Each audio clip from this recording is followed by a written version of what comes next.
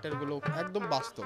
এরকম একটা চেয়ারম্যান সব এলাকায় থাকে, মনে করেন পটভূমিটা এটা উঠায় ধরছে। তো ভাই বোনেরা যে এত সুন্দর করে করবে সেটা ভাবতেও পারি নাই। একদমই সাধারণ স্টোরি, কিন্তু এটা ফুটাই তোলার যে একটা ধরন সেটা আমার কাছে খুব ভালো লেগেছে।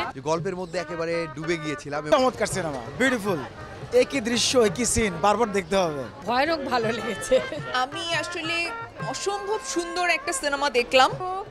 ওভারঅল সম্পূর্ণ মানে ফিল্মটা এত ভালো লেগেছে। আমার বাংলাদেশে এই ধরনের কাজ খুবই কম হয়।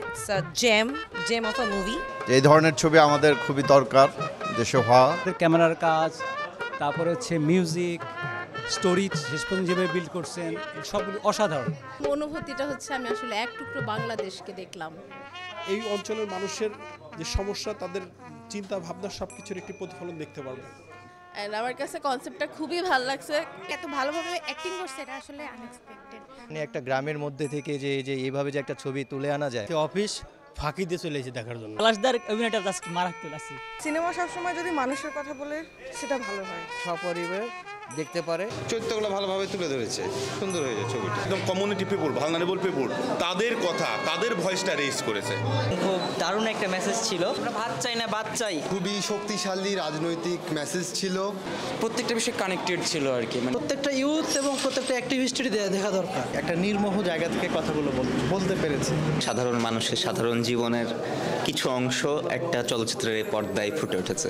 তো জিনিসগুলো অনেক হার্ট টাচিং, অনেক ভালো লাগছে আসলে। এক কথাই বলি যে নতুন একটা স্বপ্ন দেখা। রোমান্টিসিজম এবং একটা ক্রাইসিস দুইটারে যেভাবে সিনক্রোনাইজ করা হয়েছে, এই জিনিসটা আমার কাছে খুব ভালো লাগছে। তো সবকিছু মিলিয়ে মিষ্টি, টক ঝাল মিষ্টির যে ব্যাপারটা সবই আছে। পরিচালক একটা উইটি কাজ করছে, খুবই ভালো, ইন্টারেস্টিং লেগেছে আমার। মানসিক চাওয়াটা সেটা প্রকাশ করা যায়, এটা আমার কাছে মনে হচ্ছে সিনেমাটা দেখে।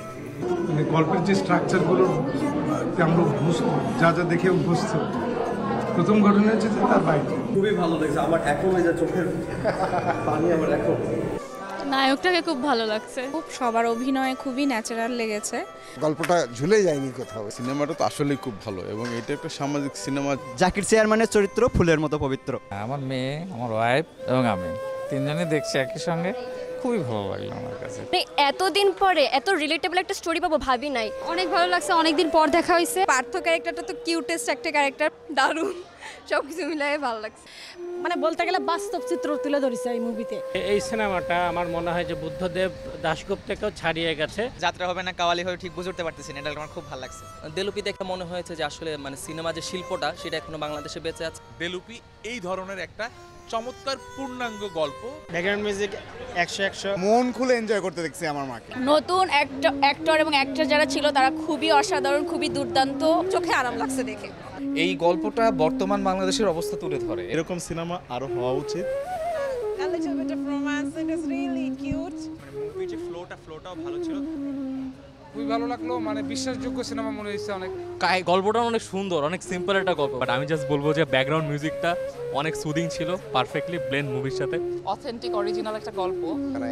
খুবই বিউটিফুল লাগছে, beautiful music, beautiful cinematography, absolutely amazing. এই ছবি দেখতে পারা একজন বাঙালি হিসাবে মানে এটা অন্য রকমের অ্যাচিভমেন্টও মনে হয়। সব জায়গায় আসলে খুবই কানেক্টিং একটা ব্যাপার ছিল। মনে হয় দেলুপি একটা নতুন ডিসকোর্স চালু করে দিল। সবকিছু মিলে বেশ দারুণ ছিল, খুবই ভালো হয়েছে এবং খুবই এনজয় করছি।